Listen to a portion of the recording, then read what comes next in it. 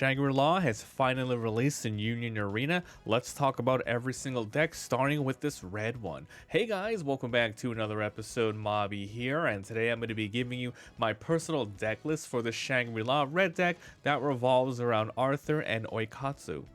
Make sure to like and subscribe, it really helps out the channel. I upload daily duels and deck profiles for different anime TCGs. Alright guys, so here we go. We're going to talk about every single deck in the game for this IP. We're starting with the red one, but stay tuned. We're going to cover both archetypes of red and then the green one coming out. So these are the three action points that I'm using. I usually like to use just one of them and use three, but because the deck revolves around these specific three characters, I thought it would be cool to use these. These are really awesome. By the way, these are proxy cards, and check out the X-Burst website if you guys want to print out your own. Alright, so we're going to start from 0 all the way to 4 costs. This is a red deck that rushes primarily by summoning units from the discard, and it basically is a low ramping, a low curve deck. The highest cost is a 4 here. So we're going to start with our 0 cost. We are running 10 in this deck.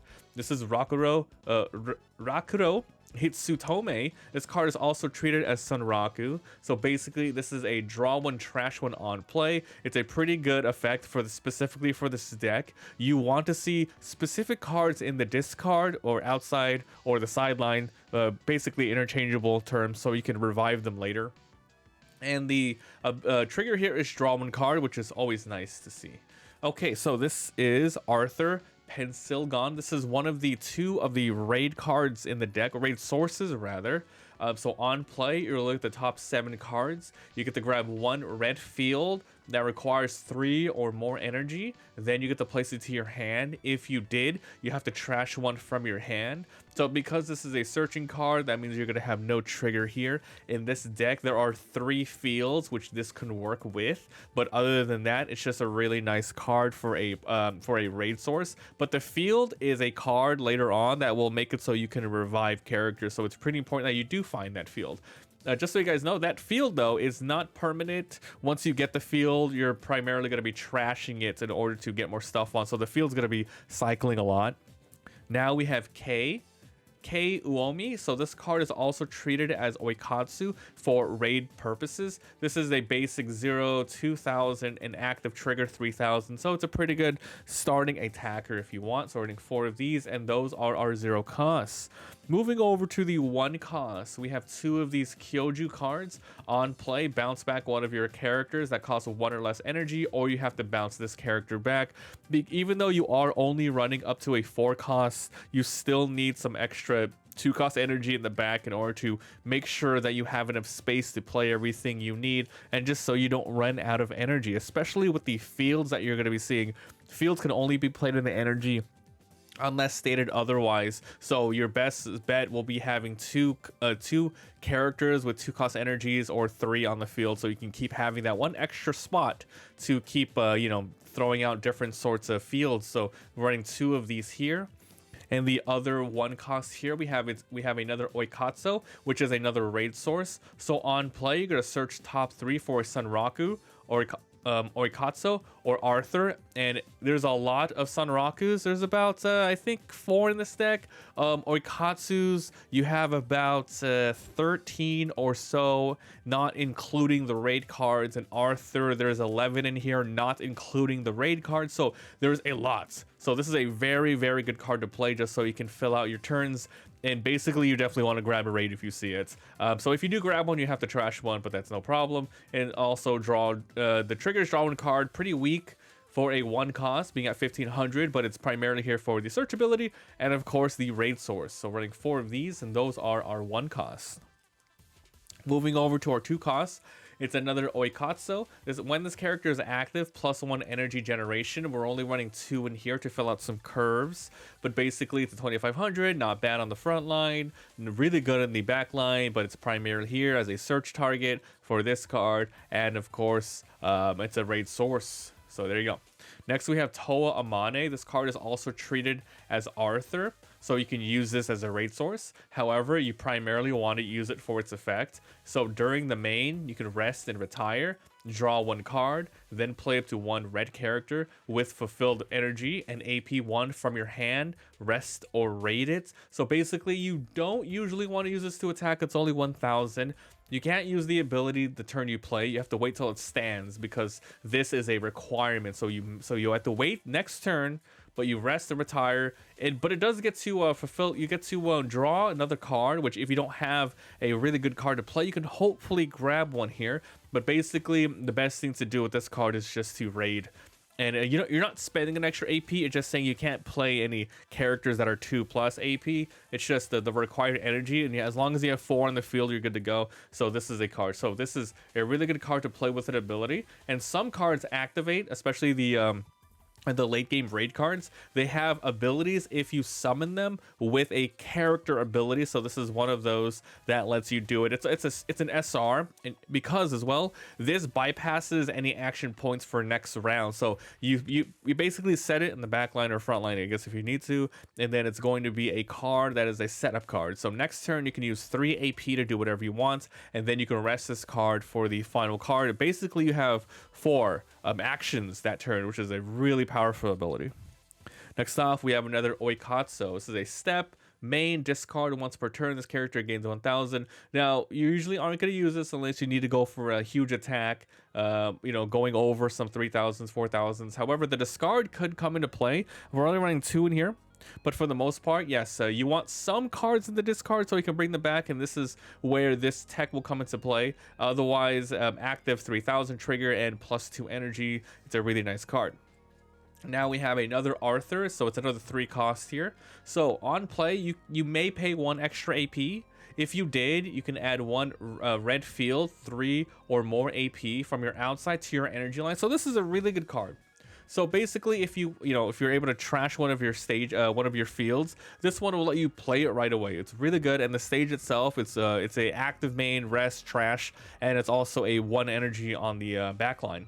So this is another one of those characters where, yeah, it has 2 energy, but it's a good attacker, so it's going to be tough to decide whether or not you want to leave it in the front or leave it at the back. Once again, the best case scenario is 3 2-cost 2 energy generators in the back, 3 2-cost energy generators in the back, and then your field's going to be rotating in and out. But yeah, the trigger's great, and it's another raid source, pretty decent attacker, running 3 of these. Now for your 4 finals of the deck. From the living world with love, choose 2 AP, set them to active. Final trigger, if you have no life, you heal 1 from the top. Nothing special here, very basic. Now going on to our late game cards. This is what you're ramping up for, and it's like I said, it's a low curve ramp deck, so you're gonna be able to get 4 energy fast and just go crazy. So this is Sunraku here. So it is impact negate, which is pretty good. Your turn, if your life is 2 or less, this character gains 1000 BP and impact. This could come into play a lot. On play, if this character was played by the effect of a character or field, it comes in active. So remember, there's lots of ways to bring your characters back from the graveyard or play it from your hand, which counts as an effect. So this is basically a rush card if you're able to get the requirements off. And this is of course your 4 colors of the deck. Choose one of your opponent's front lines, 2500, and retire it. The trigger is pretty much really good early game to really mess with your opponents, maybe destroy some early raid cards that they have, raid source cards that they have, etc. But yeah, it's a pretty good card. We're only running 4 of these. Running 4 of these and 4 of these Oikatzos here. So this is a raid card. So, and remember, this one's not a raid. So basically, on play, draw 1 and trash 1. However, if you raided, it's draw 2 and trash 1. But if this was played by the effect of a character or field, just like this, you draw 3 and trash 1. With this being a red deck where you're using lots of resources every single turn, you want to make the most of every card in your hand. You're going to be running out, and Oikatzo makes it so, hey, you're going to get some benefits if you raid it, but if you use it with an effect, you're going to get more cards back in your hand to be able to just keep the aggression up. So this is a card replenishing card, yeah. And the trigger is, the trigger here was the color. Trigger here is raid if you can, or add it to your hand. The next 4, it's going to be another 4 cost with Arthur. This is another raid.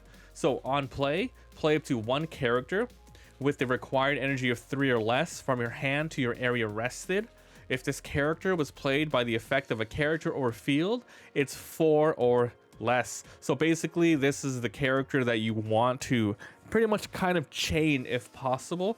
You can use your field, or basically not this Arthur here, but basically the one cost Tomei. Where is it at? This one right here. Oikatzo. Like, where is it? Where is it? Hold on. This one right here. Yeah, where is she? Or is it? I think she was a 2 cost. Yeah, she was a 2 cost here. So this one.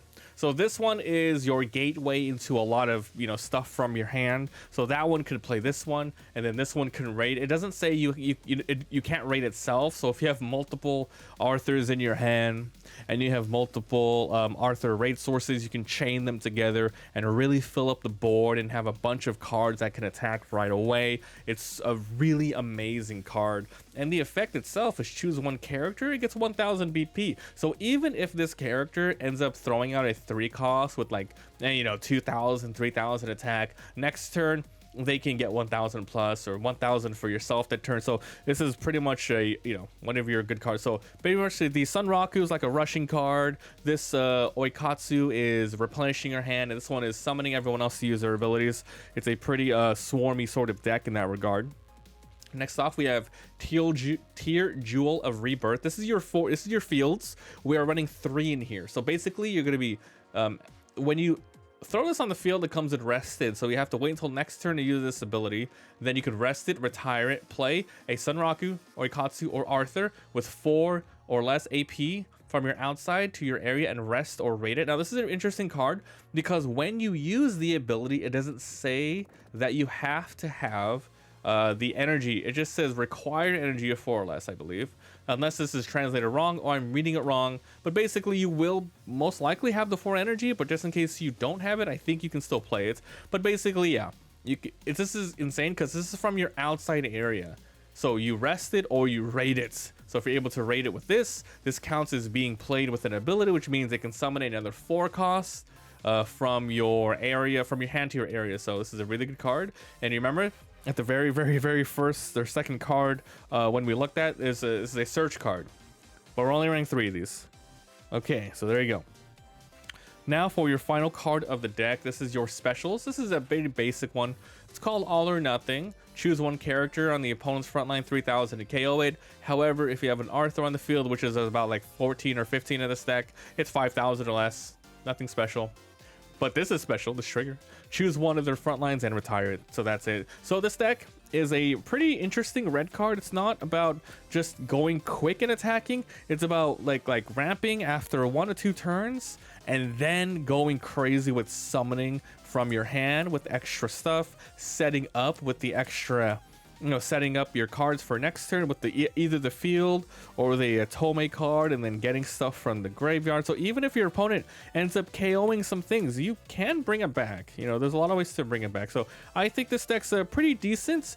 In terms of how difficult this might be to play, yeah, I feel like you're gonna have to play this a couple of times in order to understand which cards you actually want in the graveyard, which ones you want to refill, you know, the different ratios and the potential of cards that you can grab, etc. But either way, it's an okay deck. It's not too bad. So that's it, guys. Thanks so much for watching. Remember, I'm going to be covering every single color for Shangri-La. Yeah, Shangri-La. We're going to be covering every single color and all the archetypes for every Union Arena thing that comes out. So thanks for watching, and I'll see you guys next time. Bye.